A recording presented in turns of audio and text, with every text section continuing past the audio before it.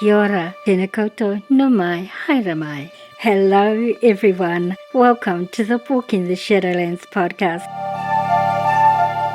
Join me as we take a walk into the realms of the unexplained, of the paranormal, of things that go bump in the night and haunt your dreams.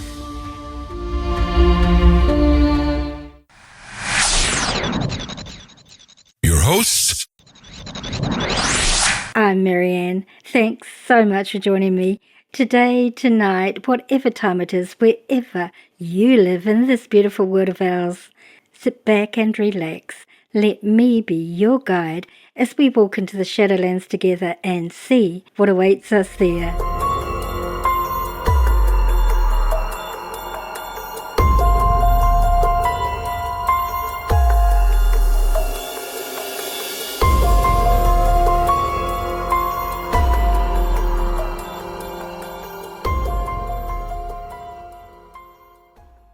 Welcome everyone to this final episode of the Walking the Shadowlands podcast.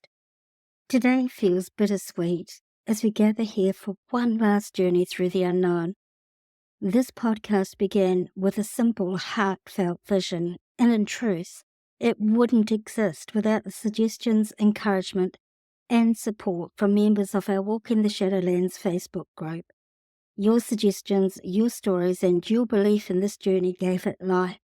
For that and for everything that followed, I'm endlessly grateful. I created this space to explore life's mysteries together, the questions that linger in the shadows, the experiences that defy explanation, and the stories that open our minds and hearts to new possibilities. Throughout this journey, we've ventured into realms of the extraordinary and the unseen, from encounters with beings beyond our world to the profound spiritual shifts that come from within. Every episode has been a step deeper into understanding both the world around us and the worlds beyond our sight. And it's not been a journey I've taken alone. Each of you listening has been with me, not just as an audience, but as a community each step of the way. As I look back, I'm deeply grateful for the moments we've shared here, the conversations that challenged us, the ideas that lingered long after each episode ended, and the profound courage of all who've shared their stories with us. I've heard from so many of you, messages, comments, and stories that reflect how these episodes have resonated, how they've sparked new questions, helped, comforted, or simply offered a reminder that we're all connected by these mysteries we can't fully explain. Today, as we look back, I've gathered some of my favourite moments from past episodes. It was so hard to choose. As each guest brought something unique, even the ones I voiced for the experiencer.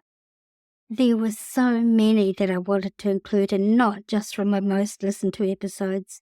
It's so hard to leave so many wonderful guests out. Each of these clips that I've shared captures something, a spark of insight, a moment of awe, or perhaps a thread of connection that binds us all.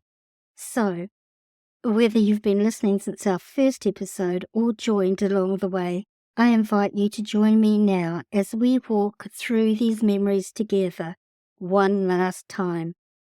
And as we revisit these stories, my hope is that they'll offer a fresh perspective or a sense of wonder, perhaps even a reminder of the magic that exists in the Shadowlands, waiting for those who are willing to seek it out. So let's begin this final journey, a journey through the heart of Walking the Shadowlands, where the known meets the unknown and where perhaps the greatest mysteries lie. The question, as always, is, are you willing to walk with me into the Shadowlands one final time and see what awaits us there? Then let's begin.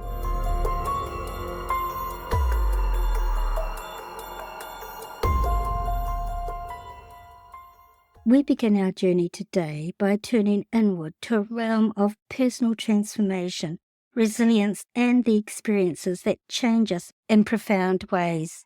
Spiritual growth and near-death experiences have shown us that the journey through the shadows can be one of revelation, healing, and connection to something greater. We've heard stories from people who returned from the edge with insights that changed their lives, and by sharing, changed ours as well. Here we revisit the moments where our journey became not just about the mysteries outside of us, but the mysteries within. And please note, with all these clips, if I do not mention a guest's name, it is because they specifically requested anonymity. From our very first season in 2019 called Near Death Experiences.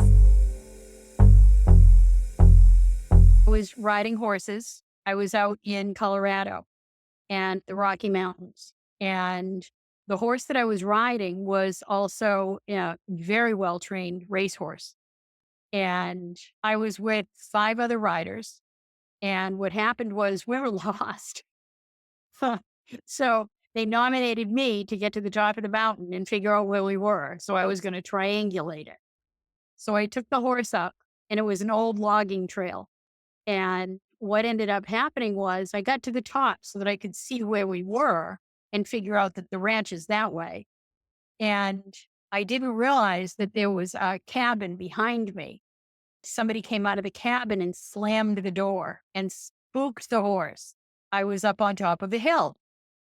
Oh, you might have seen The Man from Snowy River. It was really close to that. The first time that I saw that movie, I was white knuckled, and my dad came over and pulled my hands off of the chair and said, "You're okay, Amy. It's all right. Don't worry about it." Wow. Because I was redoing that entire ride. It was probably a quarter of a mile, and it was around tree and over. And at the bottom, there was this huge pine tree, and the horse went one way and I went the other way. And I had my arm like that to protect my head. But, obviously, full stop gallop. It took 2.5 hours to get the paramedics in to where I was. My friends had to get out to the highway first because this is in 1980. There's no cell phones. So they had to go on out and find somebody to call the paramedics. So then they got the 4-wheel drive ambulance stuck in the mud because it was monsoon season. So they had to hike in and hike me out on a stretcher. What I remember is looking down at the body and saying, yeah, nobody's going to want to live there. And the being that was beside me said, no, that's yours. From season 5 in 2020 called Shine On, my guest David Ditchfield shared his harrowing accident that caused his near-death experience. I've said it before, but this interview with David was one of the hardest emotionally that I've ever done. I was honestly crying so often when he was sharing parts of his experience. It was so hard for me to remain professional. His experience touched me on a soul level and has left a lasting impression on me. I said my goodbyes to her and hugged her and kissed her. And we just had a lovely few days together. So I was giving her a real warm hug, And then the emergency buzzer started going. So she was going, Rick, you're going to have to get off. I was going, yeah, I'll be fine, don't worry.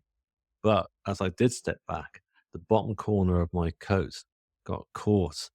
It got trapped. It's literally trapped in the automatic closing doors of the carriage. So I tugged really, really hard, trying to release it. And I thought the doors would actually sort of trigger and open, but they didn't. Right. And I couldn't get it free. The engine started revving up and, oh my goodness, this is not good. So I turned around, looked for a guard and there was no guard at all on the platform. So I just yelled at the top of my voice for help and nobody turned up. So I just started I looked at Anna, I looked in her eyes, I could just see this fear in her eyes, and I just started hitting the side of the carriage, hoping that maybe a guard would run through, but nobody turned up. And the train started to really rev up there, and I thought, right, it's about to leave now. And we looked at each other, and the fear in her eyes was just so intense that it just made me stop and think, this is it. I'm going to die. And I really figured at that point that that was it. It was all, I couldn't see myself getting free at all. And I thought, I'm going to get pulled under.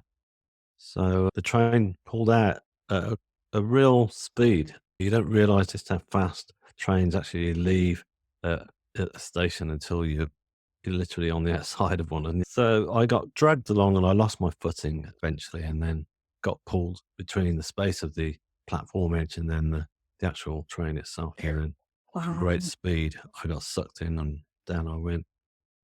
And so it was just like literally being pulled into darkness, and I was just violently thrown around and just completely. It was like I was completely conscious about the whole ordeal. So it was very terrifying and very painful and very fast. And I'd lost all. I got no control over the situation whatsoever. You know, I felt like it was me against this huge beast. You know, this train, this big piece of metal, suddenly became like a massive monster that was about to devour me. And then I suddenly found myself lying in between the track as the train was still continuing onwards. And I just kept my head right down because I knew that it wasn't over yet. But I thought any part of the undercarriage of the train itself could just hit me over the back of the head, and Right. it would all be over. But clearly that didn't happen. And the train eventually moved on, and it took forever. It was a long train, and off it went and sort of disappeared down the track. From season 6 in 2021, called Be Love, with my guest, Canadian singer-songwriter Ed Roman. A lot of those kinds of things maybe that our ancient ancestral people had the ability to do, especially on a level that's far more, subliminal. Right. Because I also believe in the subliminal in nature. Subtle energy, I think, comes off of everything from a forest to an animal. Absolutely. So how we interact with it is no different than the way that cycle interacts with our solar system inside of the cosmos, inside of everything. And I'm a big believer in scales and variance.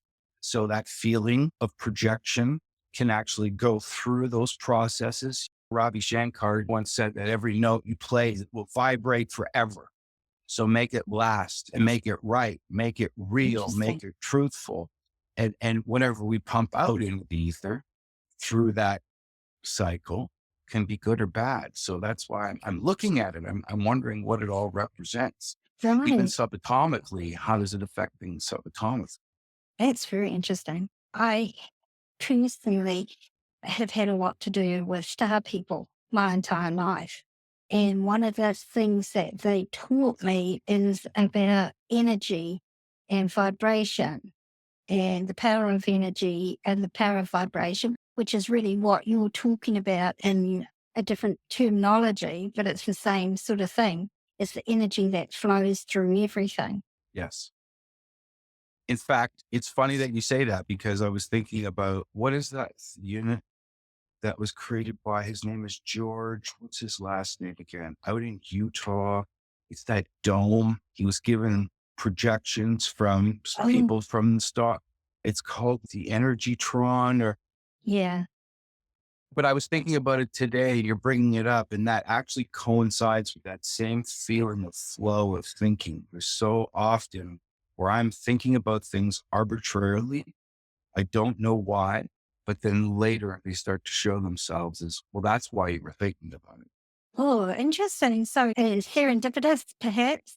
Yeah, but more, I think, connected yeah. to that flow that you're talking about, Great. that is in everything. Some people, I think, can be so connected to it that how do you do that? How did that happen? Is it a fluke? Right. It's a coincidence? I don't think so.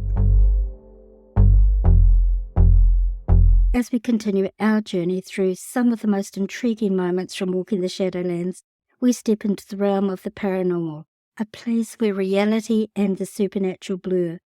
Over the episodes, we've delved into eerie encounters, ghostly visitations, and the unexplained moments that have left lasting impressions on those who experienced them.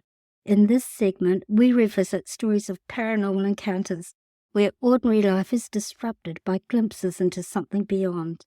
These accounts remind us that some mysteries aren't bound by logic. They're bound only by the courage to tell the tale.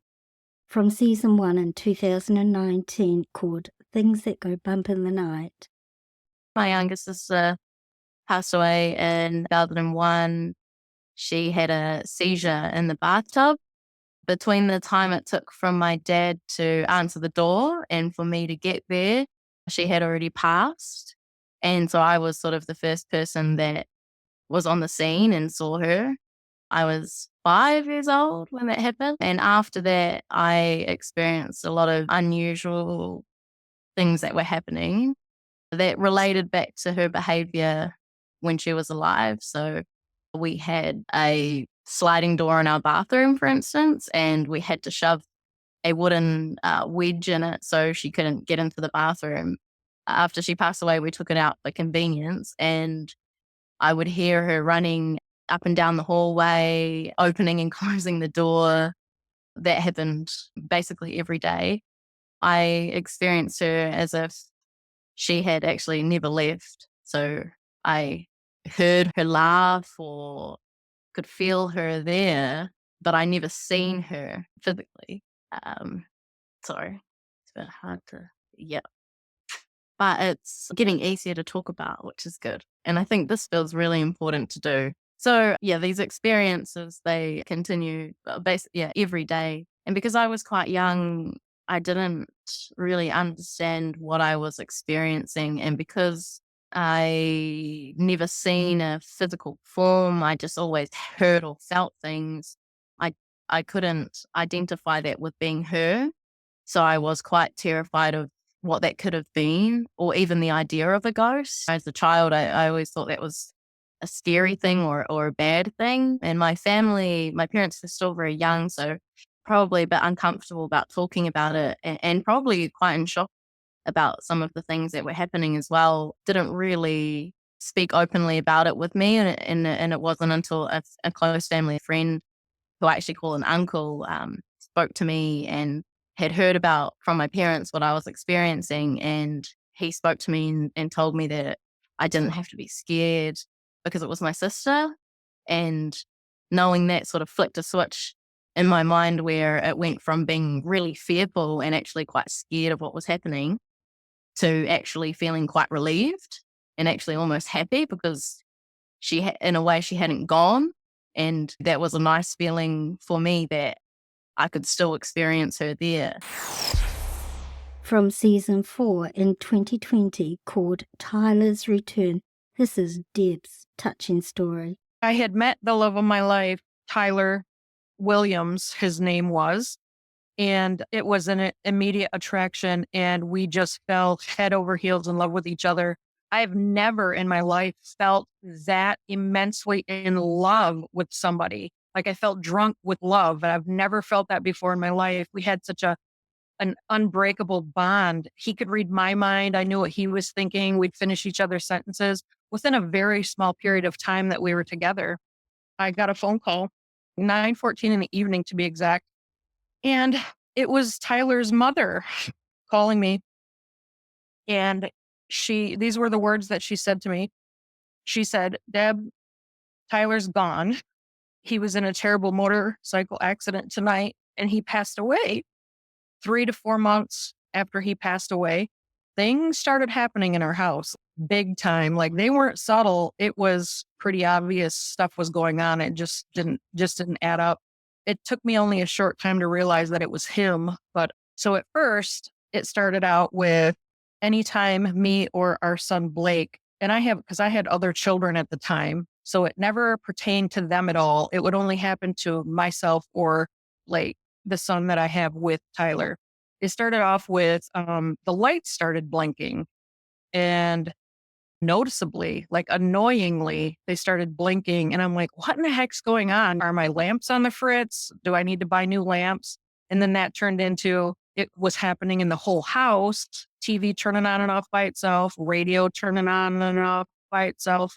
And then that escalated into if me or my son Blake would walk into a room, the light bulb would completely burst. I mean, break.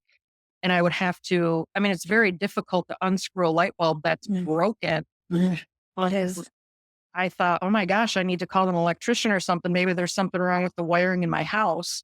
I was worried about like being a fire hazard, things like that, because I was literally changing bulbs daily in my house because they were busting that often. I thought, gosh, what in the world is going on? During this time, I cried so much. I didn't think a human body could cry that much and stay hydrated or survive. Like literally, I would lay on the ground during the day when my kids were at school and I would just cry for hours uncontrollably. And one of these particular days, I happened to be in the shower and I had soap in my hair and I was just bawling my eyes out uncontrollably, having a complete nervous breakdown, wondering how I'm going to pick up the pieces of my shattered life and move on. And so I had soap in my hair. I'm trying to wash it out of my hair. And all of a sudden, I hear this creepy giggle for a few seconds. And I almost jumped out of the shower a foot high. I mean, I almost had a heart attack and died because I knew I was at home alone. I did not expect to hear any noise coming from anywhere in my vicinity. And after I scrubbed the soap out of my hair as fast as I possibly could, I looked down and there was this toy in the bathtub that I knew made that noise. It belonged to my daughter and she had gotten it in a McDonald's Happy Meal and it happened to be a little Nemo fish. And if you touched its little fin, it would make that same giggling noise. But this toy was a tub toy because it had stopped working like years prior to this event. There were no batteries in it. The thing that made it giggle was broken. It hadn't worked in like years. That's why it was a tub toy. So I picked this thing up knowing that that sound came from that little toy. And I'm pushing it, pushing the fin, shaking it. Nothing's happening. So I quickly got out of the shower and found a screwdriver and completely dismantled this entire toy, looking for reasons why it would have made this creepy sounding giggle. I mean, this giggle went on for seconds. It was just the creepiest thing ever. There was no reason or explanation as to why this thing should be giggling at me like that. I actually still have that Nemo toy on a shelf in my bedroom. I kept it because I thought after I realized that it was Tyler who did it, wanting me to know that he was there, of course, I wanted to keep that as a memento of sorts. So it's actually sitting on my shelf in my bedroom and it has not giggled again to this day. And it's 16 years later and that toy has not giggled once since that incident. From season 4 in 2020 called Signs from the Other Side. This particular experience was read out by me with permission from the owner, Mortis Marlin, on Reddit. This is the first time I'm actually writing about this. So, when I was 13, my older brother, 18, and I were on our way to a movie when we were hit by a drunk driver. I woke up in hospital 4 days later, having lost my right leg and other leg in cast, along with other injuries. That night, I woke up to my brother sitting by my bed, telling me everything will be okay and to go back to sleep. The next day, parents came to visit and see how I was doing.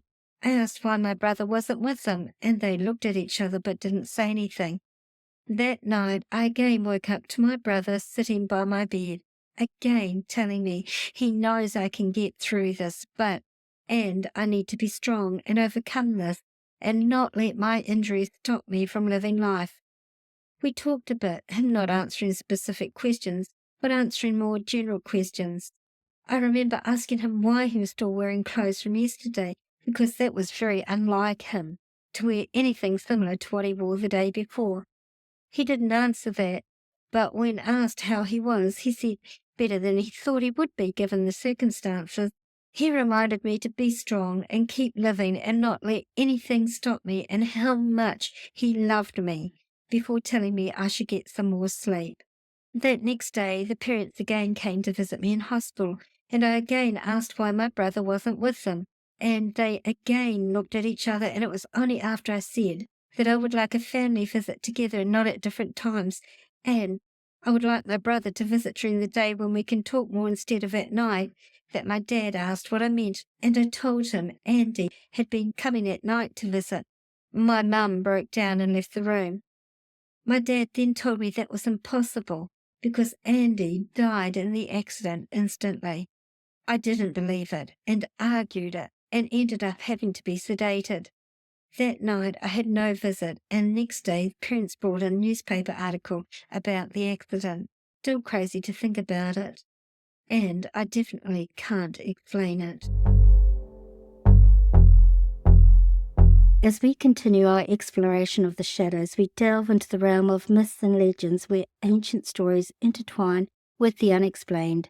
From the tales of skinwalkers that haunt the narratives of Native American folklore to other legendary beings that roam the earth, these stories reflect the fears, hopes, and mysteries of human experience. Throughout Walking the Shadowlands, we've encountered narratives that spark our imaginations and challenge our perceptions of reality. In this segment, we'll revisit some haunting tales and legends that have persisted through time, reminding us that some mysteries are deeply rooted in our collective consciousness, waiting to be acknowledged and understood. From Season 1, 2019, called Skinwalkers Part 2.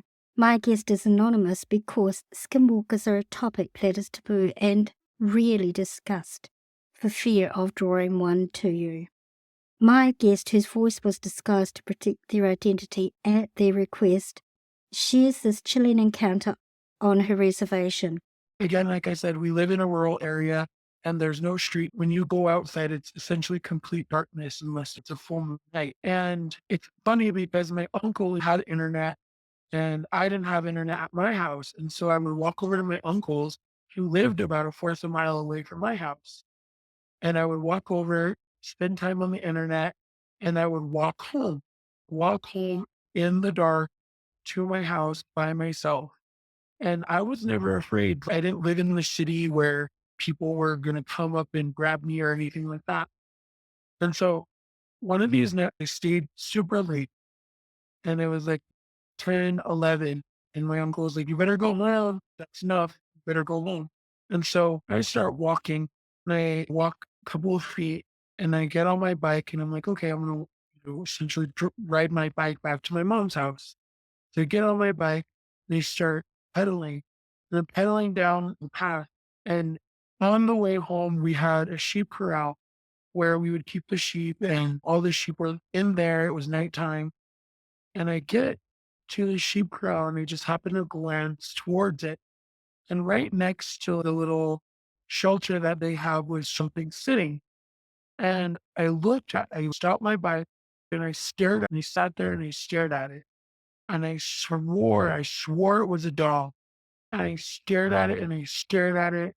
And the moment that I've never been so scared in my life until like totally disequilibrium of what I had thought, what being real, what being, reality and what I'd been told came forward when the dog that was sitting next to the sheep corral stood up. Wow. I got so scared. And off in the distance, I could see my older sister in her vehicle and her husband. They're talking with my uncle. I rode my bike back and I was so frightened. And they didn't understand what I was saying. And I was in tears. I was crying. I was trying to like talk and tell them. And the funny thing is, I feel like generally, if a child tells you a response that's supernatural, generally adults write it off. We're like, oh, you'll be fine. You know, you don't know what you saw is kind of like the response that people have, like adults have given their children when they experience something supernatural. But the difference with skinwalkers in my area is when I told what I saw, immediately the adults that were standing outside of the home took it very seriously, put me inside the house. They got in the vehicle and they went looking for whatever I saw. So it validated what I saw and made me fear it even more because I saw something that didn't make sense, was so unnatural, so weird. And when I told the adults that were there, it wasn't like, oh, well, don't worry about it. You're just seeing things.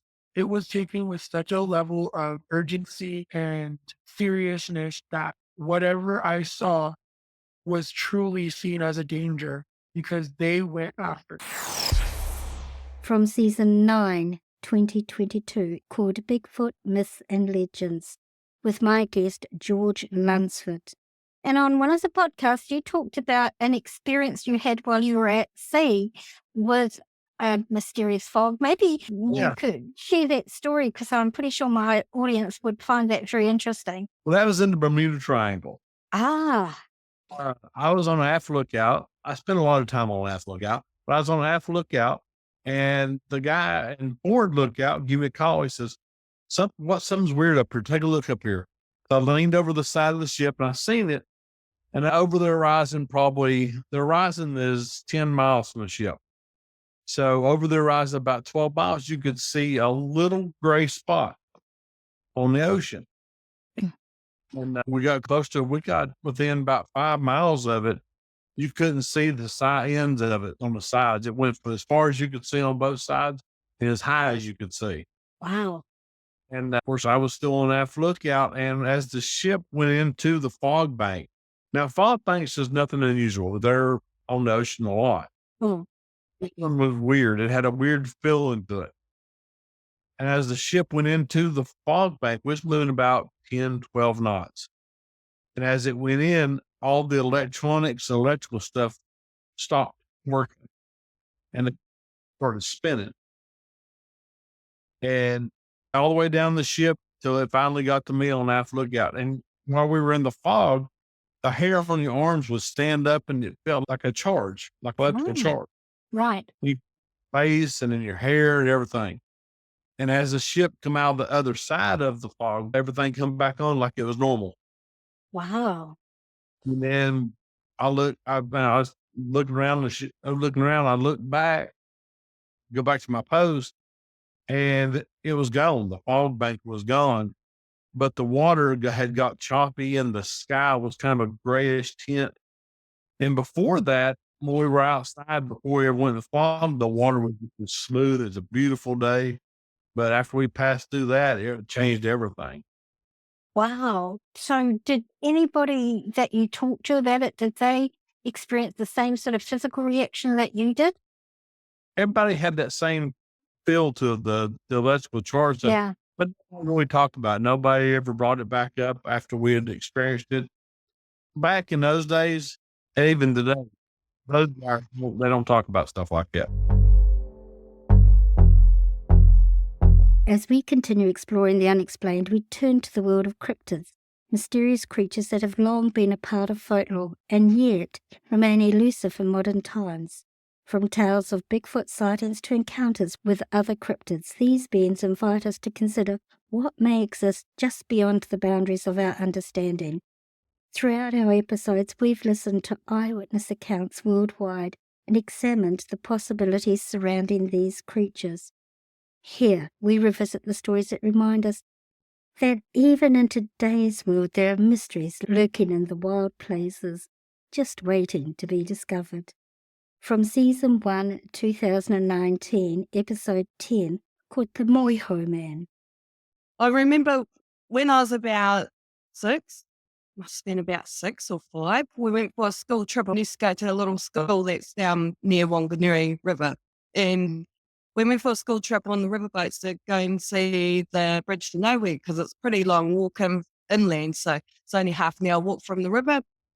And at the time, my uncle, he was running a business with the riverboats. And so he took our school up there. School was only about 10 kids.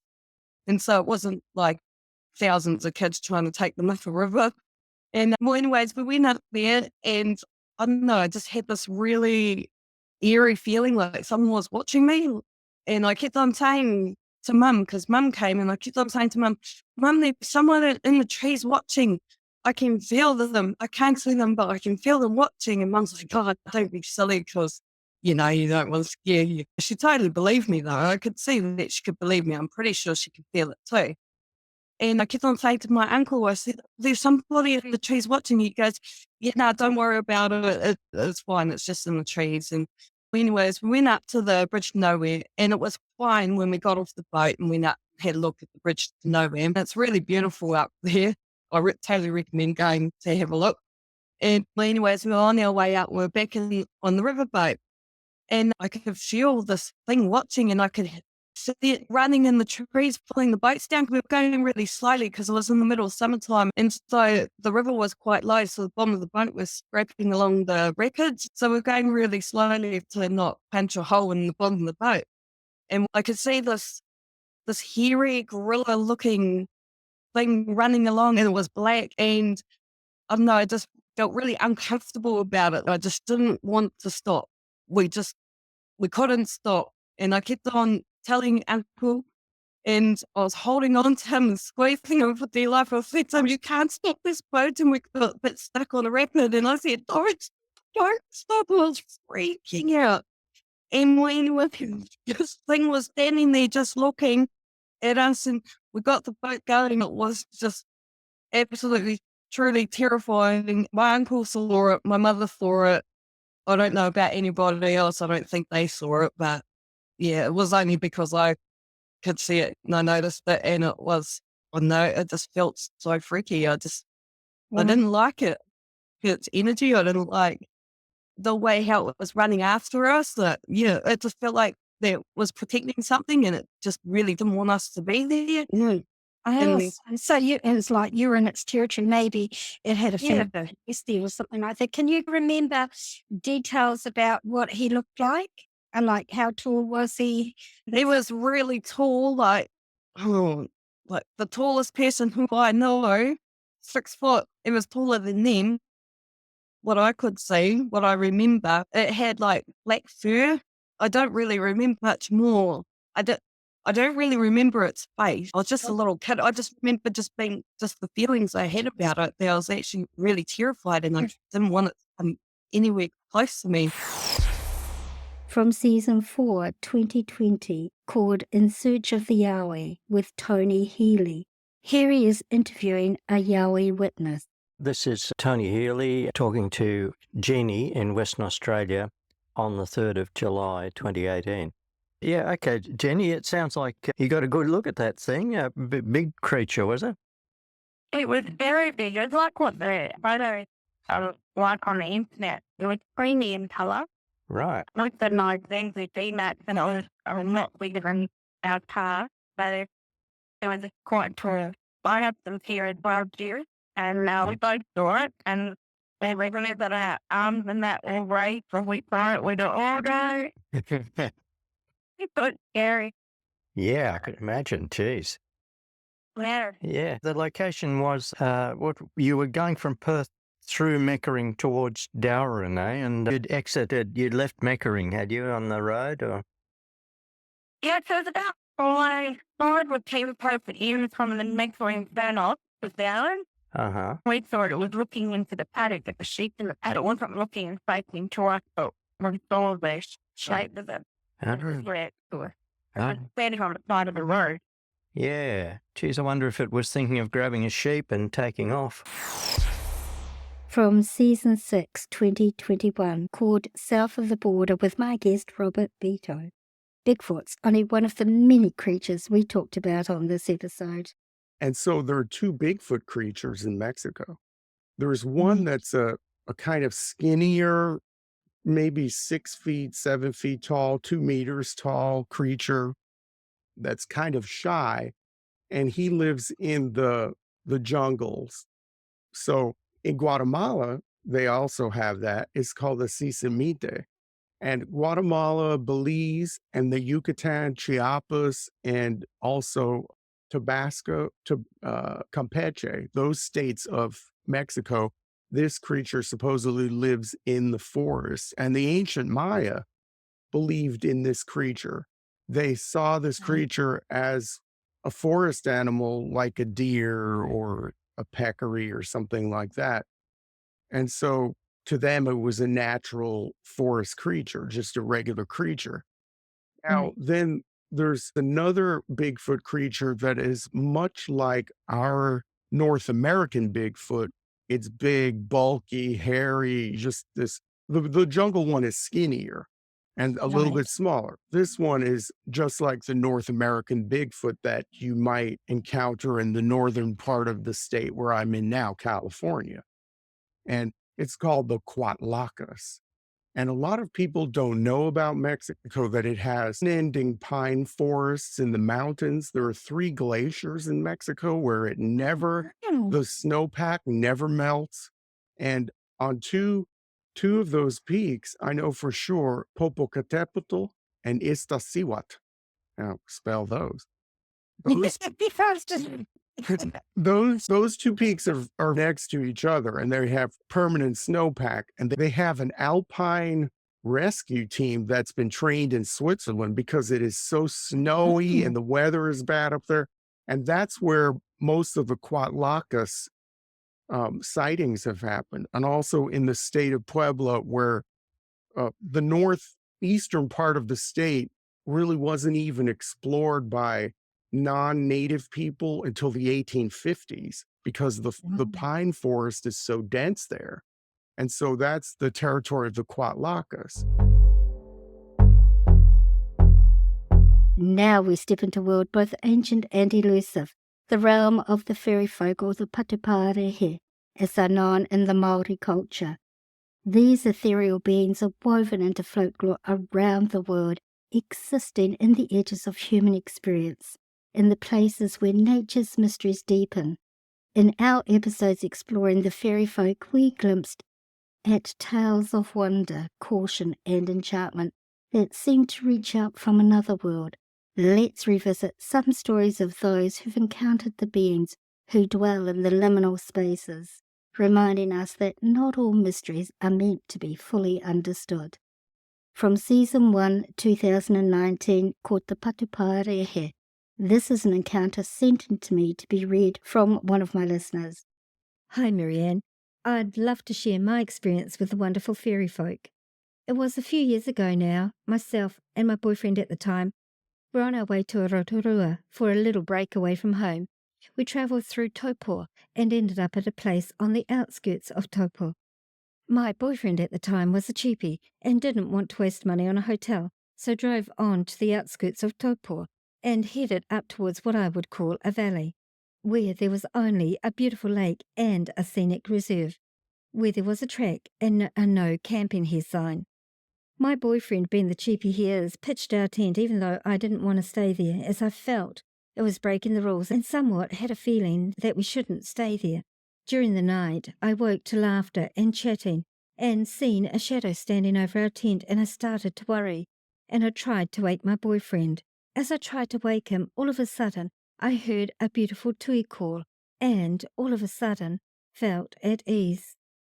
Early in the morning, I woke to the sun glistening upon our tent and woke my boyfriend, as I wanted to make sure we had the tent down before anyone could see we stayed there, even though it said no camping, and got into trouble.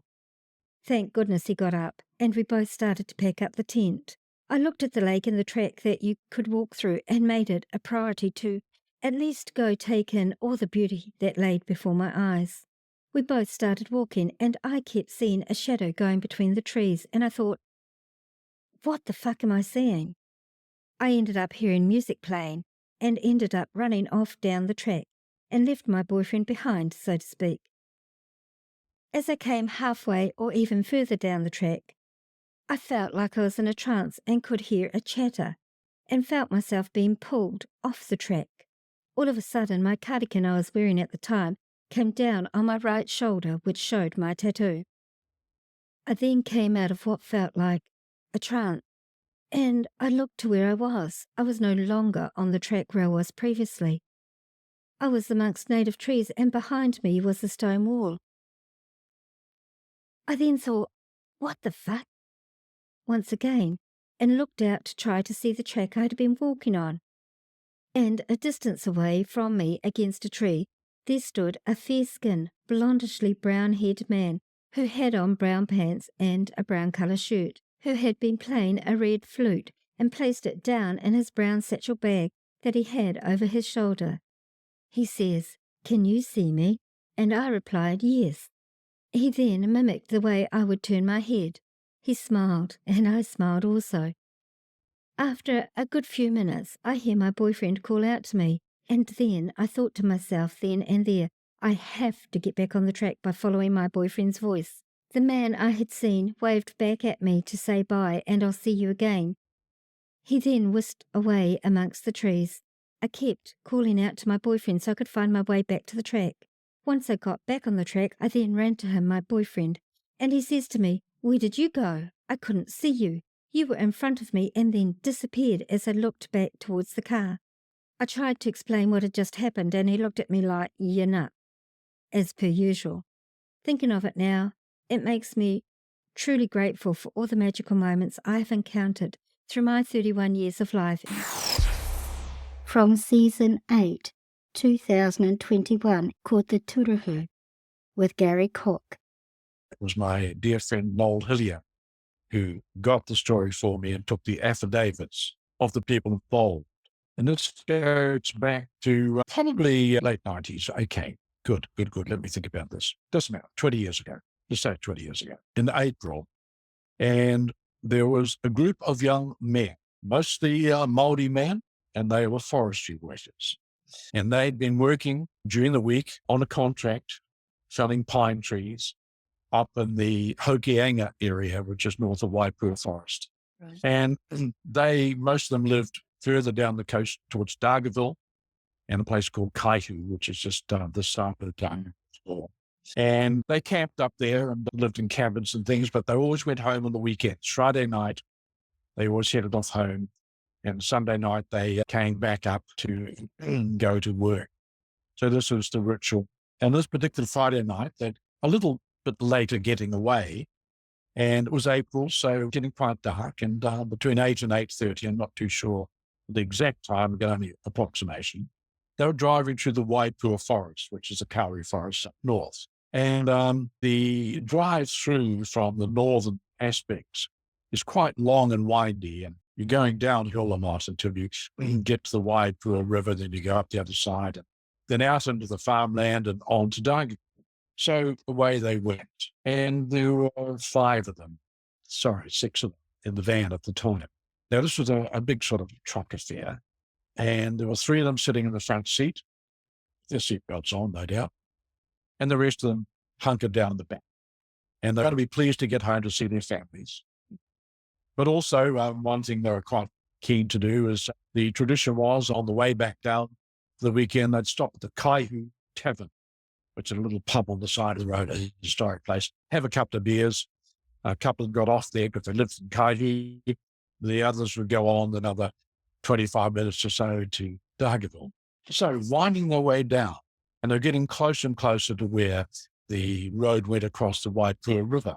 And they were at about the third of the sharp corners coming down to the river.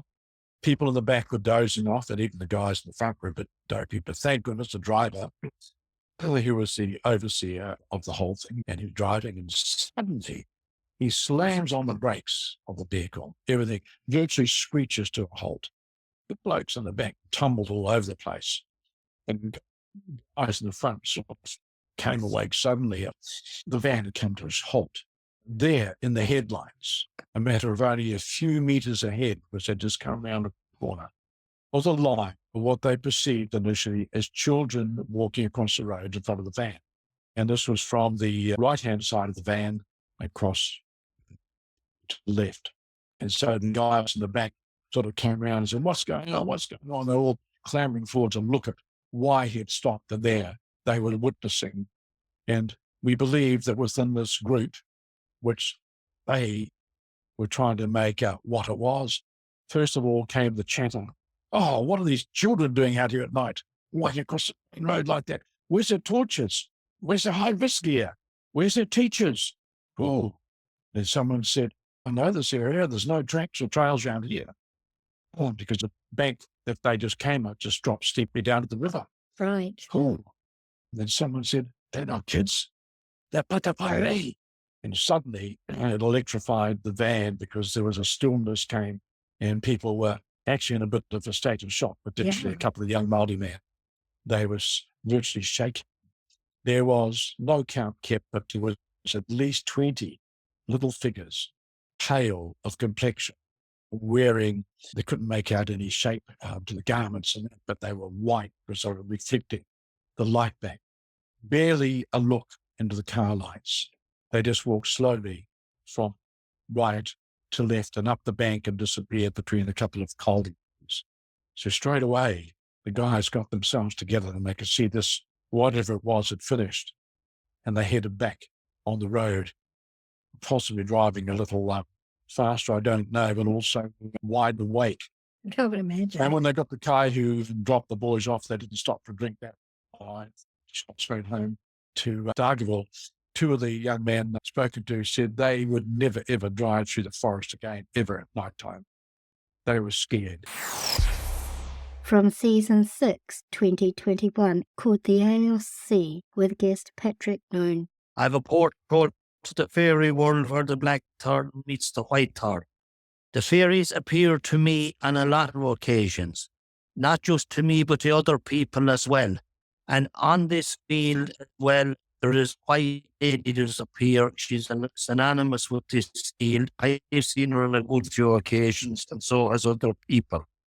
The fairy sends me good luck, and I don't ask them for anything really, but I put it out there when I want something of good for people. And sometimes it happens, and more times it don't. But there is a connection with the healings I do and the fairies, I think. Can you tell me, please, about the Fae? What do they look like? The Fae is in the same image as of the person that's looking at them. Most of the time.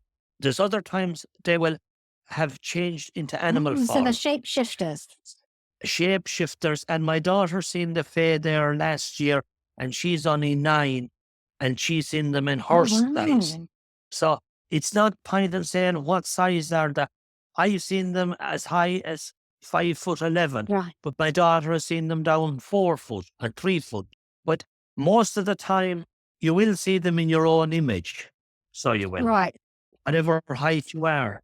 And there's times then you will see them as hairs and as stones. Oh. I've also read that you've actually seen a banshee. Can you please explain to my listeners what a banshee is and then your experience? A banshee is a woman that cries before a person dies. Before a person dies, you would hear this woman crying, which is not. A lot of the churches put the banshee down as an owl, withered up hag. Right. But I have seen the banshee as a young maiden. And my father explained to me the reason the banshee would come and cry and celebrate death. Death was to be celebrated. 100 years ago in Ireland or anywhere in England, or didn't make a difference what country, and people that would have cancer would be tied to the bed maybe for a week or two before they die, roaring in pain. Right. We had no medicines. Right. None whatsoever. So the village would be minding these people that had been sick, taking turns, shift workers minding them, dressing them, turning them, trying to bathe them with cold water, hot water, whatever it was doing. But say I was changing shift with you tonight, and I came in and I said, I heard the banshee tonight crying. The whiskey would be taken down and the fiddle would be taken out and there'd be music played, although the person would be still alive. But they'd know that they'd be going out of this world, out of the terrible pain they'd have. Oh, wow. So initially, the banshee wasn't feared. It was something that was celebrated because it was an end to suffering. Was an end to suffering. You often heard it said that there's worse things than dying could happen to you. So you can imagine, like in the Great Wars, where people's legs and limbs was blown off with shells and no medicine and the roars of them people in pain. Well, the same thing was with people, and I'm only talking about my own area, people that have obstructions with cancer in bowels or breathing difficulties, they'd be roaring in pain. You'd hear them for 3 miles with roars with pain. Oh. We had no medicine, we had no morphine, we had nothing. We had putty and wear off after a month drinking that, you'd become immune to it and your body wouldn't take any more of it. So when you heard the person had come in and they said the banshee is crying, there was a celebration. It was a celebration of death moving across to the other side and the pain going out plenty as well. So that's actually a positive thing, and that's a different slant to everything that I've ever heard about the Banshee, because my father used to talk about the Banshee and he said it was something to be feared. But actually, you've given me a whole different perspective on it. As we continue our journey through some of the most intriguing moments from walking the Shadowlands, we step into the realm of the paranormal, a place where reality and the supernatural blur. Over the episodes, we've delved into eerie encounters, ghostly visitations, and the unexplained moments that have left lasting impressions on those who experience them. In this segment, we revisit stories of paranormal encounters where ordinary life is disrupted by glimpses into something beyond. These accounts remind us that some mysteries aren't bound by logic. They're bound only by the courage to tell the tale. From Season 1, 2019, called A Haunting in Australia. The most frightening experience with spirit was just shortly after my dad passed away. He passed away in October 2016. A few years prior to that, I had started hearing what I didn't realize then was spirit voice. I just thought I was having hallucinations. I had no idea I was actually hearing spirit voice. But after dad passed away, it was quite soon, even before his funeral, that I started seeing flashes of shadows from the corner of my eyes, and I would actually hear his voice, but it scared me.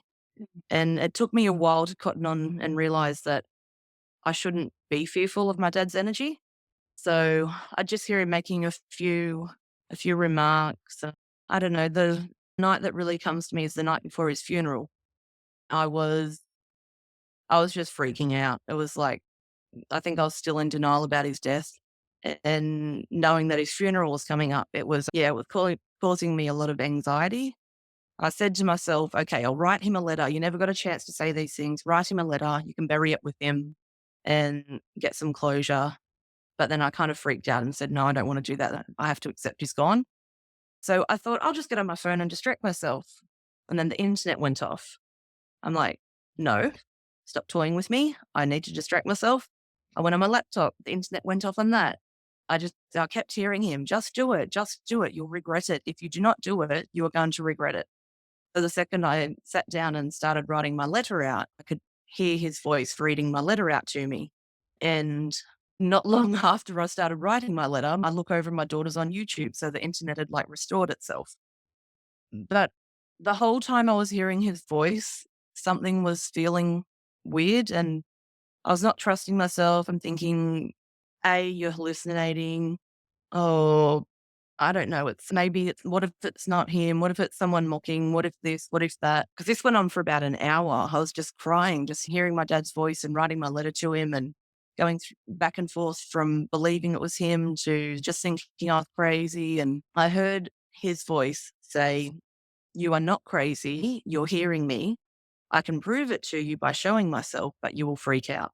And I'm like, no, I won't freak out. Show me. And then I started seeing just glitches of shadow right in front of me, but they would jump from spot to spot. And I was like, okay, you're right. I will freak out. Don't show me. Just after that, I heard this little chuckle saying, she thinks that's her dad. Yeah. From Season 5, 2022, called I Met a Ghost at Gettysburg, with my guest, Dawn Allison. But some of the things that really were odd is electronics. We had the electricity to the house turned off. It was very old wiring. It had been water damaged. We didn't want to risk a fire. So we had no power in the house. We used everything either by batteries, or I had a generator that we would run outside. And we had radios, battery powered radios, a CD player. Because we were doing a lot of work with saws and sawdust, kicking up dust, I was working and it was after dark, and I had a saw set up in the living room. I was cutting floorboards to replace the upstairs bedroom floor, and I had the radio going. Everything was plugged into a generator. The radio was actually plugged in this case. And every time a loud rock song, this is a classic rock station, every time a loud rock song would come on, the radio would turn off. And after it happened 3 times, this is the first time I ever did this. I spoke out loud out of frustration and said, "Look, leave the radio alone. I like this music. Don't turn it off. Don't make me stop what I'm doing to turn it back on. Leave the radio alone." So I go back to work, and 2 or 3 songs later, Elton John's song, "Saturday Night's All Right for Fighting," came on. The radio didn't turn off. The generator outside turned off. I mean, in the dark. And I just stood there and I laughed. And I went outside. The generator, it was flipped off. It was not, didn't run out of gas, no issue. It fired right back up, and nothing bothered me the rest of that night. That's just very indicative of the things that still to this day will happen. From Season 6, 2022, called The Ghosts of Greystone with Cleet Keith. My mom was an actress, and before she passed, she was at the Motion Picture and Television Fund home in Woodland Hills out here in LA. And that's where she'd done films. You have enough credits and stuff like that, you can get into one of these homes, right? I've heard about that. Yeah. So we were lucky enough to get her in the home. And little did I know, when she moved into one of the rooms, she had a roommate, and that roommate, I'll call her Betty. Her son is a very famous actor, still is. I didn't know that. I just said, "Mom, how's Betty today?" "Oh, she's very quiet and this and that. She didn't talk much." And then I showed up one day, and the nurses were running around. And I said, "What's going on?" She said, "Oh, Betty passed." I went, "Oh my, did you call this actor to come let him know?" She goes, "Yeah, he's on his way." I said, "Okay." And then the nurse at the front desk said, she just had this look, Marianne, that was like, she was like freaked out. So I went over to her. I said, "Are you okay?" She goes, "The weirdest thing's going on." I said, "Well, what is it? What's going on?" She said, "I keep getting a phone call to our desk here in the center from Marianne's bedside." I said, stop, Marianne. I'm sorry. Betty's, you're still alive. I take it. Betty's bedside. And I said, "You're kidding." She goes, No. I had a telephone guy come up here. He traced it. The phones are fine, but there's a call keeps coming in from her bed, the phone by her bed. And I said, "Well, you know what that is, right?" She goes, No, I don't want to, it's Betty. She's still here." She goes, No, don't. I don't want to hear that. I don't want to hear that. I said, Okay. I'm sorry. I walked into the room and I said, "Betty, honey, you've passed. You're out of the body now. So you don't have to be here anymore, honey. If you look in the corner of the room, look for a light, you can go. You'll be fine." And I walked out of the room, came back, and the rest of the day I was there with my mom. The ladies came up and said, "Hey, no more calls for." She didn't know I did that. "Oh, really? Okay, cool." So I ended up telling this famous actor one day. I saw him at a play and told him that story, and he was blown away by it. It was pretty amazing. From Season 7, 2021, called Belly of the Beast Part 1. This is Clara's experience.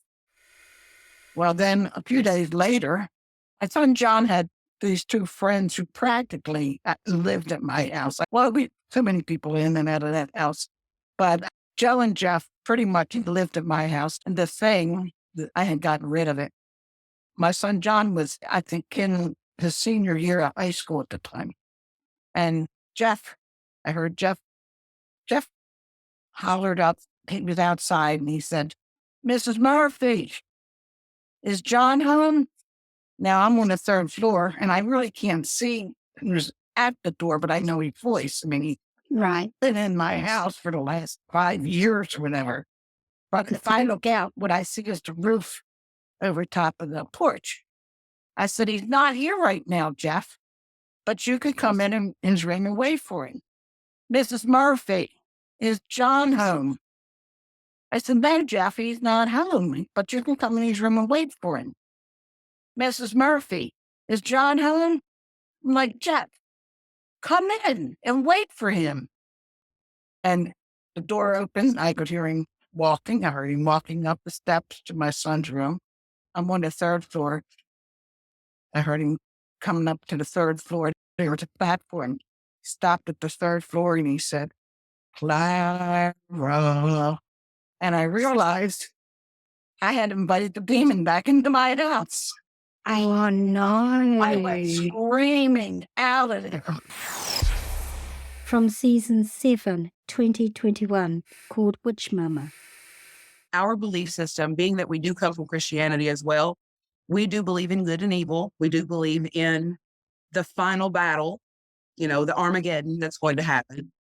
So in that, there are going to need to be souls to fight this battle. So there are good and evil recruiting regular souls to be in this battle. We do believe that my mother was approached by one of these because she had an incident. I'll tell the story. She had an incident where this woman came to the house, very dark, olive-skinned woman, long dark hair, beautiful. And she said she wanted her cards read. Mom said, that's fine. She said, I'd like them read by candlelight. Mom said, I can do that too. So she gets everything set up and she asked the lady, she said, is there anything you'd like to know? The woman said, well, I'll tell you what, if you can tell me my future, I'll give you the world.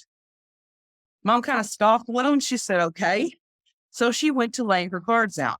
Now, the way that my mother gets her reading is that she hears a story as she looks at the symbols and it tells her what it's trying to say. So she can hear a little story when she reads it out. And the only thing that she said she heard when she saw this lay, and it laid ace to 2 in spades, she reads regular playing cards. And she heard, stop the card reading, you're reading for a demon. And it shocked my mom. So she scooped her cards up and she laid them down. She said, I have nothing to say to you. And the woman just kind of smiled at her. And she said, we almost had you. From season 10, 2022, called Selling Dead People's Things, with Dwayne Cerny. This clip actually happened at the end of my conversation with Dwayne.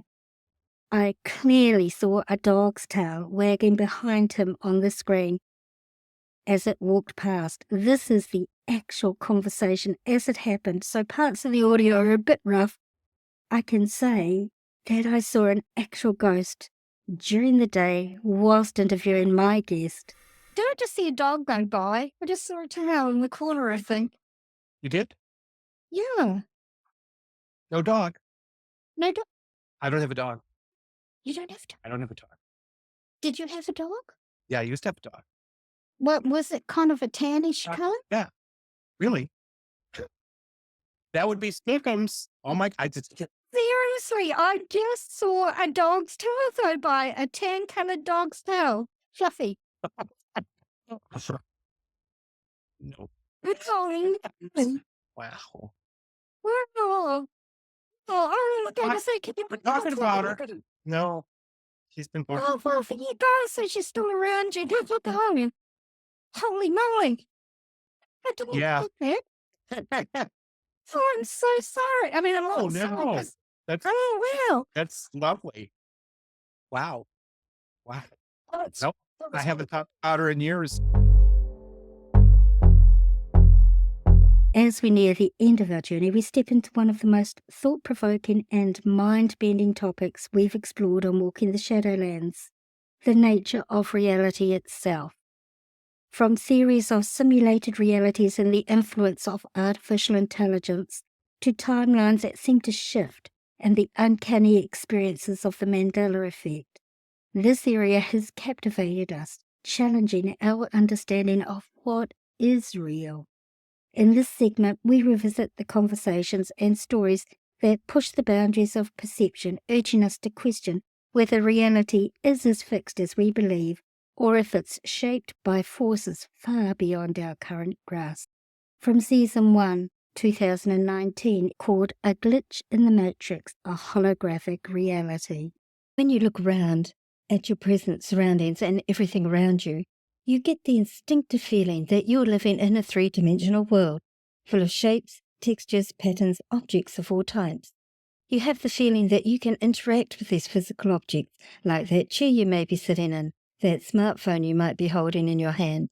This gives you an instant subjective feeling in your body of their depth, size, temperature, texture, and weight. All of this combined gives you a sense of the physical space around you, and more importantly, your location within it. But what if this experience of space, location, and depth is simply an illusion, a construct in your mind that is only sustained from moment to moment? What if the solidarity and shape of the world around you is, in fact, a very well orchestrated hallucination produced by your brain? What if we actually lived in a space that is purely informational, a space where matter and energy are not our reality's basic qualities? What if we live in a place, in a reality where everything is solely a construct of the mind? As Morpheus says to Neo in a memorable scene from the Matrix movie, what is real? How do you define real? If you are talking about what you can feel, what you can smell, taste, and see, then real is simply electrical signals interpreted by your brain. Couple of instances where she's got emails from churches in China and other places saying, thank you for coming to speak to us. And she goes, but I've never been there. And they send her back photos of her standing in their pulpit preaching, and she's never been there. And one time she spent 3 days with this group of people that she has absolutely no recollection of ever meeting, and has no passport stamp that shows that she was in their country at that time. And From Season 12, 2024, called Metacomputics, with my guest, Dr. Simon Duan. To model the universe as a simulation is not actually new. A German computer scientist, Konrad Rossi, he was the first one actually to propose this idea. He postulated that there's a big computer which runs the universe. Yeah, as a computer scientist, I can understand why he says this. If you have a hammer and everywhere you look, you see nails. As a computer scientist, it's quite natural for him to think, oh, maybe the universe is a processing output of computation. And so he actually talked about this as early as 1969. Another major heavyweight scholar is John Wheeler. This is another famous physicist. He actually coined the term black hole in the universe, black hole. So he proposed a very famous now phrase. It's called it from bit. Yeah. It means physical things, physical universe. And bit is the information. And he said everything has information in the background.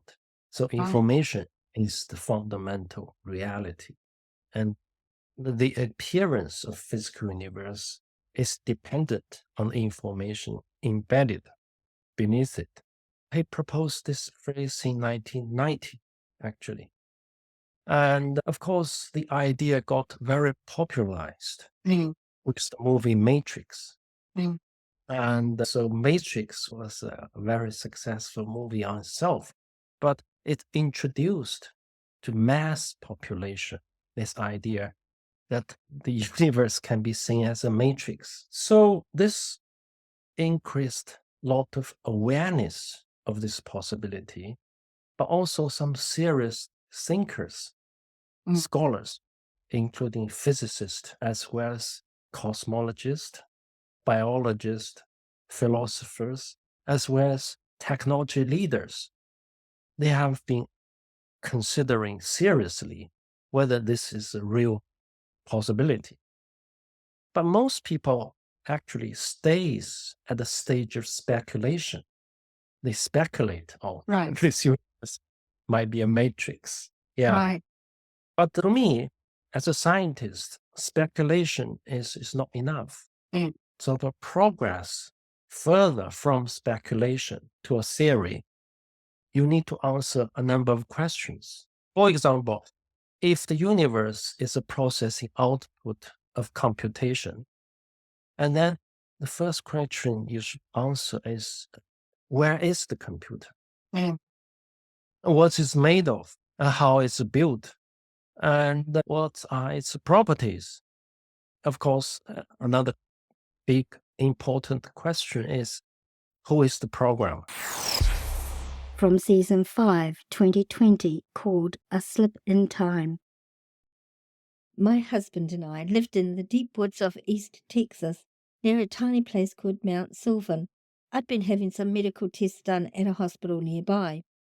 I went for testing for 3 days in a row, always with the same routine. I parked in the same small parking lot, walked through the double doors leading to the first floor cardio testing area, and signed in at the desk.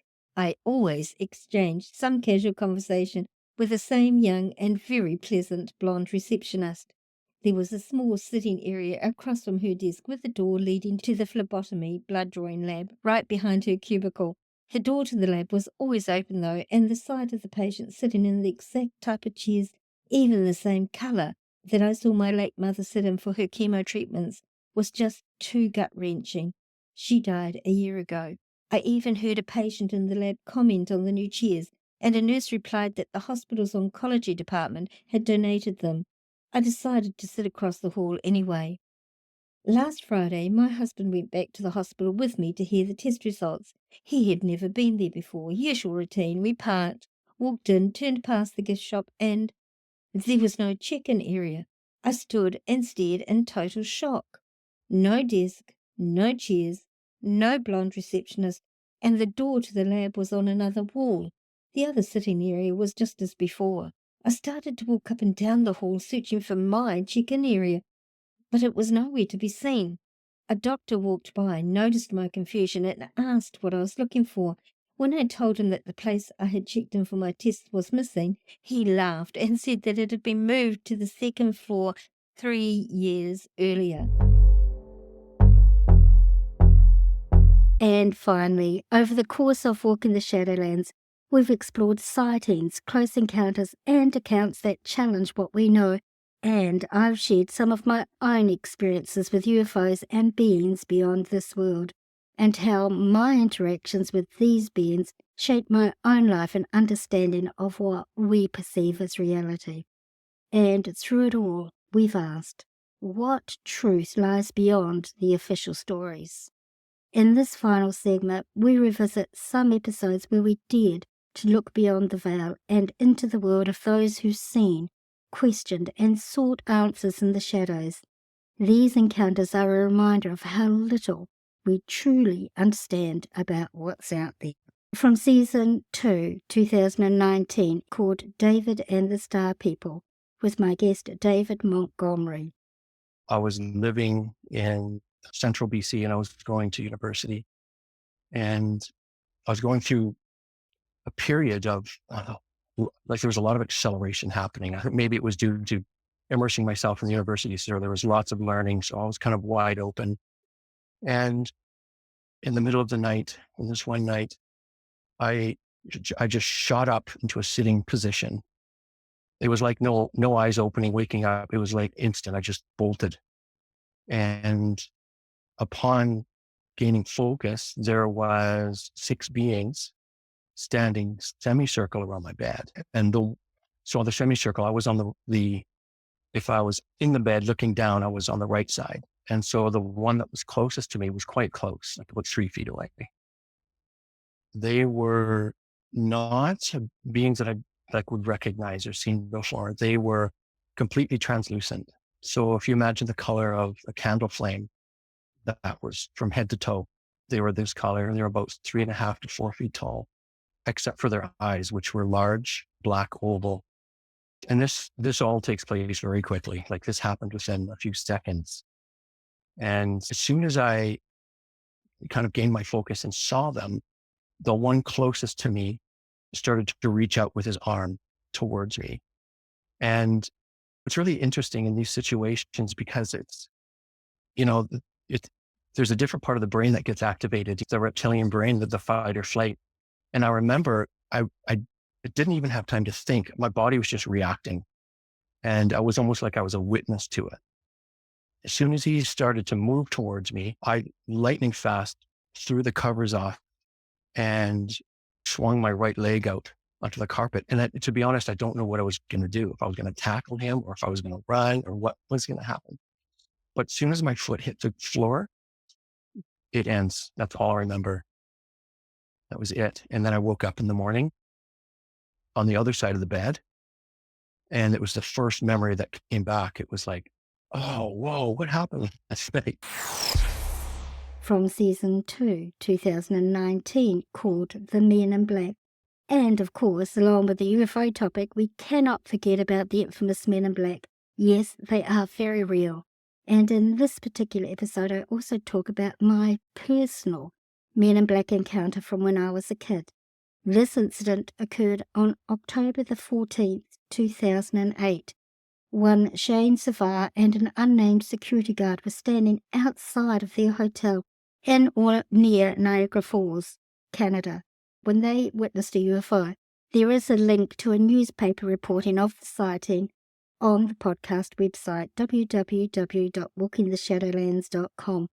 The unique thing about this experience is that the Men in Black were caught on the hotel security cameras. One of my doormen approached me and he said, he had kind of a weird look on his face, and he said to me, "Can we go into your office and talk?" And I said, sure, no problem. So I brought him into my office and he said, "Oh, something really weird happened here yesterday and you weren't here." He said, "There were a couple of really strange looking men that were there and they kind of freaked everybody out and they were asking questions about you. And now, of course, I'm getting a little bit nervous and what are you talking about?" And he goes, "Well, they were, I don't know how to describe them. They were extremely odd looking. They were really, really tall, like 6'5" at least." He says, and they were identical heights. They were exact same height. They were wearing exact same clothes and they had the exact same faces, like they were twins. And he said, they were wearing black suits, black trench coats. They were wearing like the old-fashioned fedora hats. They had extremely, extremely pale skin. And he said, they came in. They looked around a bit and they asked for you. I said, "I'm sorry, he's not actually working today." And it seemed like they didn't believe me. So they started to walk around the hotel. And shortly after they went to the tour desk. I got busy and started to have to move cars around and get luggage. And by the time I came back, they were gone. But, he goes, they freaked me out and I really wanted to tell you there were these weird guys in here looking for you. So now, of course, I'm a little bit skeptical and I'm a little bit freaked out all at the same time. The first thing I do is run into my security office because I know how to work the security system. And I rewound the cameras and sure enough, here comes two gentlemen through the front door looking exactly how he described. And you can actually see my bellman, the one who's telling me the story, in the area where he's getting keys for valet. And he literally does a double take right on the film. He looks and looked again as if, oh my gosh, these are extremely odd-looking people. And the next day I came into work again and I was talking with my tour desk. And one of them asked to talk to me. She came into my office the same as my bellman. And she said, "I need to tell you about something that happened. I heard that you heard there were some men looking for you." And I said, "Yes." And she said, "Well, you don't know what happened when they came to my desk," she said. "They asked a few questions about you and they said strange things that I didn't understand. They were talking about governments and conspiracies and none of it made any sense to me." But she goes, "They were very, very scary." And I said, "Well, why were they scary?" And she said, "They had no facial hair, none," she said. "They had no eyebrows, no eyelashes, nothing. Their hair looked like they had a wig on, like it was attached to their hat, like it wasn't even real." And she said, and the scariest thing, she said, their eyes were so big and so blue that they almost hypnotized me a little bit. And she goes, "And you're going to think I'm crazy when I tell you this, but I swear they knew what I was thinking. So I started to think about things other than you, and I don't even know if it worked." And she started to cry. And she said one more thing before she left. She said, "These men, they didn't blink. Not once did I see them blink." I was completely freaked. From Season 2, 2019, called The Bentwaters Incident, A New Perspective, with my guest, Stacey Smith. The first incident happened in the late November of 1980. I was on the bunker with our base loan alert. They called all the SPI, the barrack, and I got posted behind the bridge gate, east gate. Right. Everything. We were all sitting there in the bunker. Oh well, leave me alone. I'm okay. Had an M60 machine gun. Who had to pee. That's the biggest one. So I had to pee. But it was fun. Right. Yeah. It was cold as hell. I took my poncho and put it over one corner of the bunker. So the dew wouldn't fall down. And I was sitting there for a pee. So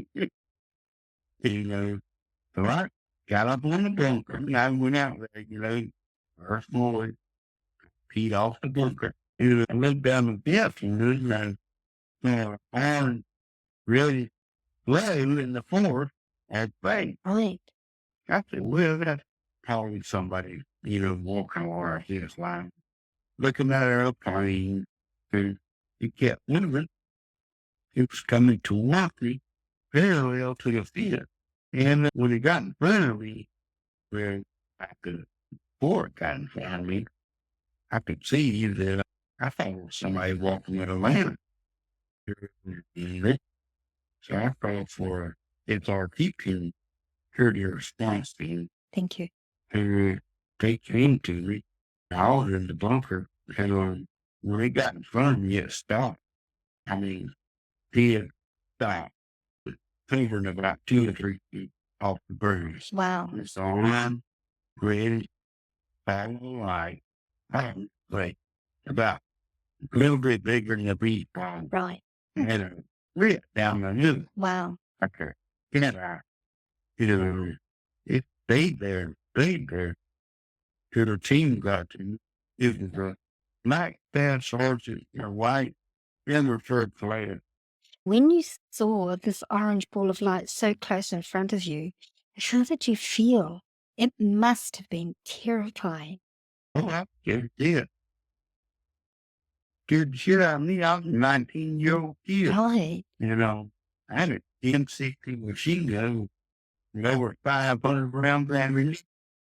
And the sergeant asked me, he said, did you lock and load that machine gun? I said, yes, sir, I did. You like me, dude.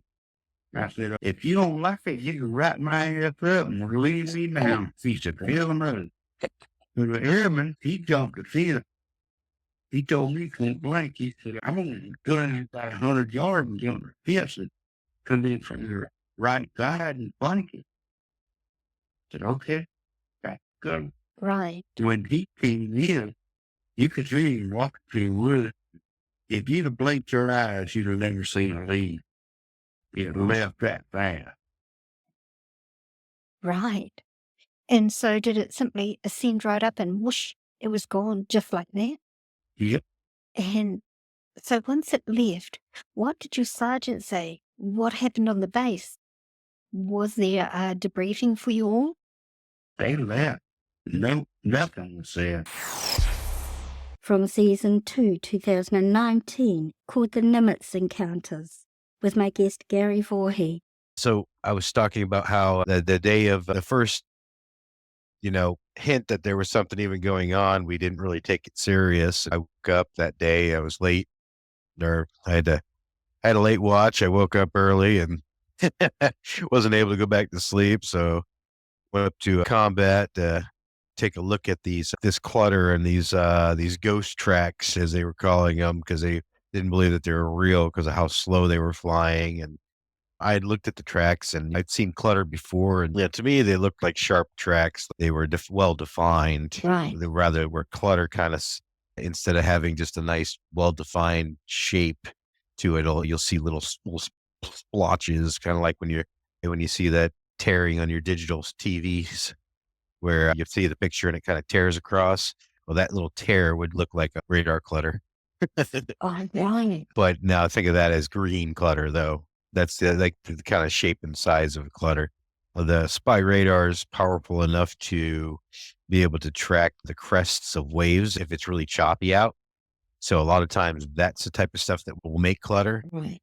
but it really wasn't, it was pretty clear. I mean, we really didn't have, I think it was like 5-foot seas, if that. It was like super calm out. So I didn't really think we were tracking whitecaps, which is what we call the breaking of the waves. So in order to try to clear up the clutter and the ghost tracks, we took the systems down as soon as we got captain's permission to take them down. And they recalibrated everything, and then we brought them back up. And lo and behold, some of the clutter that was there was gone, but the tracks were there, clear as day. So at that point, we knew that they were solid tracks, but we didn't know what they were. There's a lot of possibilities of what they could be. We knew they weren't any type of commercial airline or anything like that, because they weren't using any type of radio communication to let us know who they were. They weren't using a system called IFF, what we call identification, friend or foe. It's a system that commercial airlines and military airlines of most modern nations use to identify themselves. It's basically just a signal that pulses off these aircraft that will tell you the aircraft name, who they're affiliated with, and whatever their tail number is. Oh. So it's a way so you don't get shot down. Right. All commercial airlines have IFF. All American military airplanes have IFF. Most modern countries do. It's something that we're just used to seeing it just pop up. And with IFF, when we're tracking the object, once IFF kicks in, it'll automatically label that object. Right. It'll say commercial airliner, or it'll say COM1 or COM2. It'll just label it a commercial airline. So we'll know exactly what it is. Now, see, these things were going like 100 knots, which is nothing. I mean, most airplanes have to get up to 200 miles an hour before they even get off the ground. Oh, that's interesting. So these things are basically just kind of whimsical, kind of just floating in a southern path, just really kind of minding their own business on the edge of where we were working our mission in. And they didn't seem hostile or anything. They weren't coming at our ships or anything like that. They weren't, interrogating us or anything like that. They were just there. They would see them. They'd float into a southerly route, and sometimes they disappear. Sometimes they reappear. And for most of the time, for over the week, we were tracking between 3 and 10 of them at a time. From season 9, 2021, called The Lower Eloise Creek Incident, with my guest Robert Earl White. After your mum found the police, did the police come out immediately?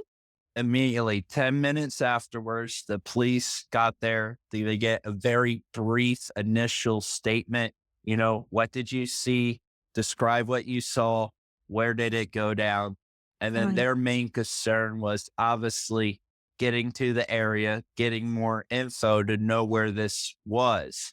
Right. They were maybe there 5-10 minutes at most. They were, when a call like that gets reported, they're trying to get on it fast.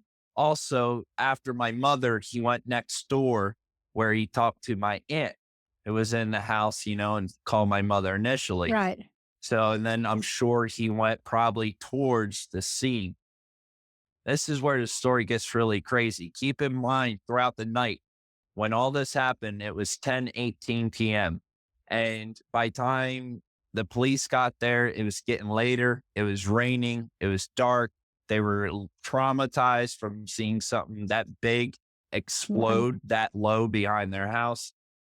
And behind that area, there was the creek, and there's a lot of foxtails, a lot of mud, marshland, really marshy.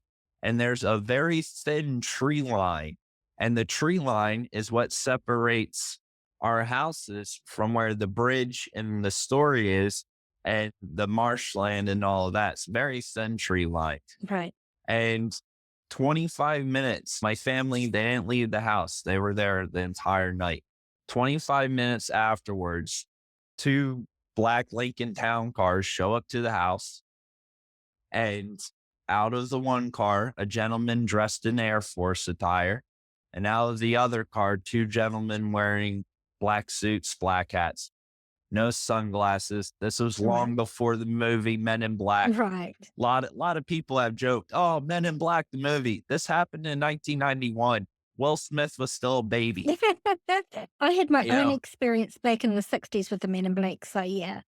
I'm with Oh, you. wow. Mm. Going back that far. Mm. So you've seen them as well in person. Yes, Okay. only All a few right. feet away. Yeah. Well, then let me tell you this story and it will make sense to you and hopefully the people listening. So we see them. Now, my mom, still up till this point, anything about aliens or anything like that, we were country folk, very religious area. It just wasn't that kind of area of people. Right. We were backwoods farming folk. We couldn't even comprehend something like that. So my mom and everyone, they thought this was just military. They thought they were with they saw the Air Force uniform and they were like, well, it was probably something they were flying and it crashed and they want to know what happened. So a lot of people were like, oh, your mom wasn't afraid. No, I just saw something crash behind my house. I called 911. I expect the military to come here and ask Yeah. questions. Yeah, it wasn't strange.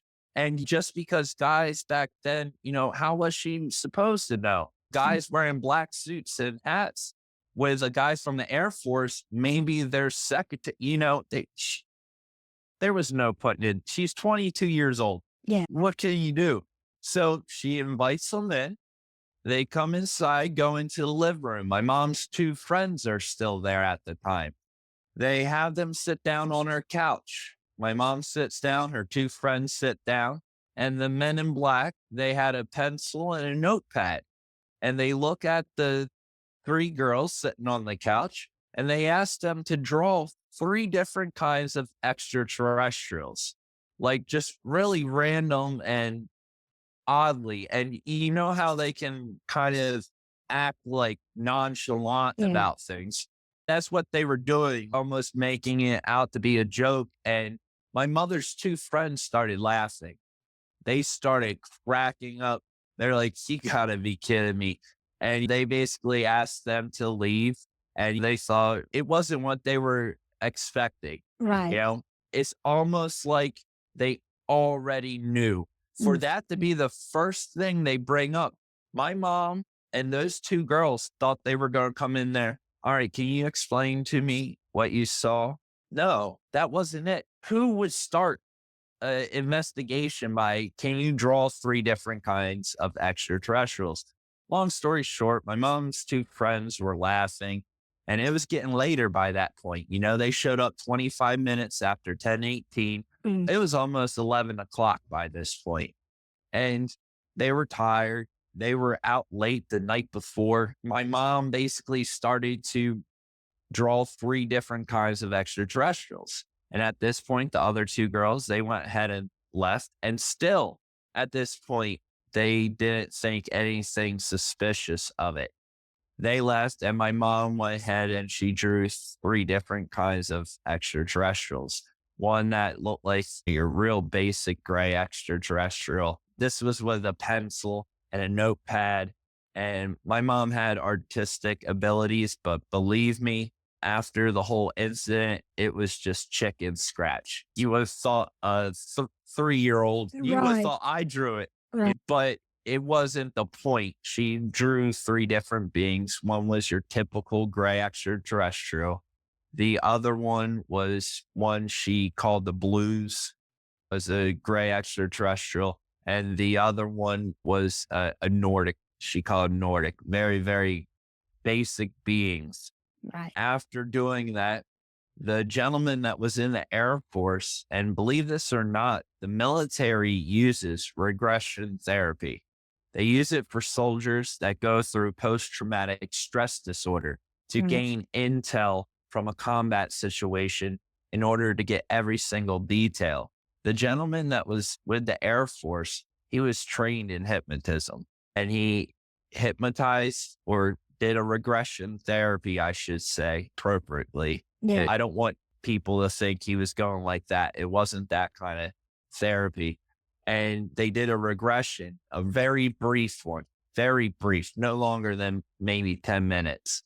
And the stuff my mom revealed, meanwhile, the men in black were standing in the corner listening to everything my mom was saying, unfortunately. And then they said, okay, tomorrow, many different media outlets are going to come here, investigators, the news, newspapers, asking you what you saw and what happened, and you will say it was a helicopter, or we will take your son away. From Season 9, 2022, called Luca and the Super Soldiers. Been June or July of 2016 was the very first time I had a very unusual dream. In the process of it, I woke up with bruises, I woke up with bleeding. When the dream had went through, I was actually taken. There were a couple of short grays, and there were 3 tall grays. And it was a really scary experience, one that was at my head actually to see now. She told me everything's gonna be alright, everything's gonna be okay. But I kind of had a feeling I knew what was going on. It felt almost as if I had been there before. But the one to the right of me was actually standing next to some medical supplies and was doing some different types of tests. And then he had taken his fingers and had inserted them into me, and they had left the room. And when they had left the room, they had brought a hybrid in. And he looked very human. The only thing that I could say was he actually had these eyes that didn't look human. They were just this violet blue, and when you looked into them, there was just something that seemed almost predatory towards him. He didn't feel like a nice guy at all. And one of the biggest things that he had actually stated to me was, "I missed you." And it scared me because it told me that I had been there before. And things had happened afterwards within that process. I woke up with the bruises and the blood, and ever since then, things just kind of spiraled out of control, and everything just kind of started crashing. And that's when memories started coming back. That's when everything started coming back. So 2016 was my start of my journey. Can you explain what the secret space program is, Luca? Because there's people who will not have heard of it. Absolutely. So the secret space program actually started in the 1940s. It actually started in Nazi Germany. Right during the war, they had actually been working with extraterrestrial technology. They were reversing it.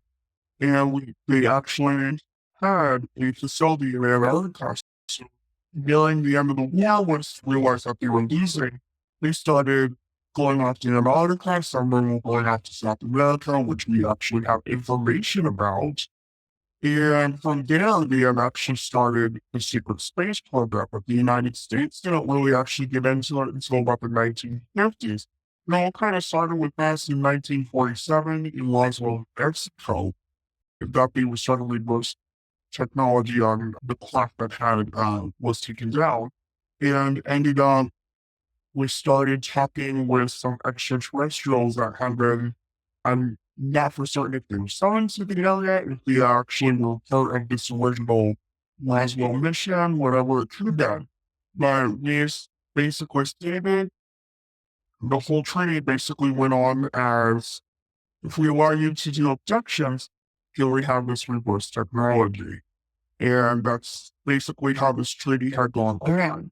And a lot of this information actually didn't start coming out until about 2002, when Gary McKinnon had actually hacked into NASA files and he discovered Solar Warden, which is actually the American SSP. Within this secret space program, they have these what are called super soldiers, which is what Luca is. Now, Luca, can you explain a little bit, please, about soldiers, how they come about, what they are, and then maybe tell us what your role is in your squadron, please? There are a couple different ways that you can actually get super soldiers. One of the very first ones is actually considered the Black Goo. Now, you can get this through different methods. Most of the time, it's found within logs and you heat it. And this is where you get it. And it's actually a symbiotic type of form. It's kind of like maybe like nanobots. I guess it's a really good way to describe it. And once it's within your body, it actually controls your entire system. You don't really have a thought of your own because this is actually controlling you. It can actually advance your IQ. It really clears your mind out. Reflexes are outstanding. It does so many different things for you, but within this one, you're not actually really yourself. You're just being controlled. You're a host. You're a parasite is basically the best way to really describe this one. Because he's a little different. He actually had a type of serum that was created from working with this black goo for a long period of time, that they were actually able to control their own bodies. Does most of the same thing as the black goo does. There's an intelligence increase, muscular bone density. Everything kind of replaces because they want you to be basically versatile within any type of war, as well as being able to bend your wound within a very short period of time because they need you. Then, right then and there, he also had a couple of different added bonuses. He had a type of a neuron chip that actually was implanted in the back of his brain that could actually connect him to some of his gear because it's kind of AI technology that they can actually integrate together with to basically use the headgear, which brings up the HUD system. So they don't actually have a glass panel or something you can see out of. It's kind of cameras. And then the HUD system brings up the system. So if he gets hit, ends up basically he can see the hit if there's any type of fractures, if there's a wound that ended up coming blind. And it's one of those systems, as well as the corneal implants that also bring up HUD. So if he's just walking around, this is some type of a contact that's actually underneath his cornea that also brings up this HUD system. So if he's in a situation where he's not actually in this heavy gear, he can continue to process and go through. If he needs to find targets, it shows up on his systems without an issue. It's like a giant hologram. And finally, from Season 5, 2020, called Escaping from Eden with my guest, Paul Wallace. And I've come to realize from other sources and from all sorts of first-person report that we are surrounded by all kinds of entity with different agendas for humanity. Some seem to like us, love us, be fascinated by us. Others, very indifferent to us, treat us in the way we might treat farm animals. And then other presences that really seem quite malevolent. We seem to be caught in the crossfire some of the time in the conflicts that throws up. And actually, you brought a really good point up about 2020 and what's happening. I actually put a podcast, my thoughts out about what the current situation is when it got really bad here in New Zealand. And I shared a bit of my knowing that what's happening is sort of like a final battle, if you like, because the war in heaven has never ended. The war that is talked about in the Bible has never ended. It's been ongoing this whole time. And those that currently control this reality that we live in, who try to keep humanity, the beings that you're talking about, in this state of suppression, in this state of slavery that we are still in, their time is rapidly coming to an end. And so they are ramping up the fear worldwide because people who are in fear are easy to control. Oh, absolutely. I agree with everything you just said, Marianne. And this is one of the reasons I love world mythology, why I love ancestral narratives and indigenous story, because and you'll know this, if someone says what you just said on Facebook or in a public conversation, oh my goodness, you're crazy. Yeah. Oh, you're a conspiracy theorist, are you? And you can't have a conversation about it. But if you go to the ancestral narratives and say, here's a story We're caught in the crossfires of this cosmic struggle. There are hidden powers manipulating human society. Some of them feed off low vibration, anger, anxiety, and all that. And there is a conflict over how long-lived, how healthy, how intelligent, conscious we should be. And you can point to it in the stories, and you can read the stories, and the stories will resonate. And if you then say, I wonder if anything has ever really changed, so I wonder if that's the truth of what's going on, it's easier for people to join the dots when they've come out of 2020, when gone into the ancient stories, and they begin to feel the truth of it and recognize the patterns. Then to say, I wonder if this tells us about 2020, it's easy for people to join the dots. And so that's why I spend so much of my time in Escaping from Eden talking about world mythologies, ancient narratives, because they are there to explain to us the world in which we live.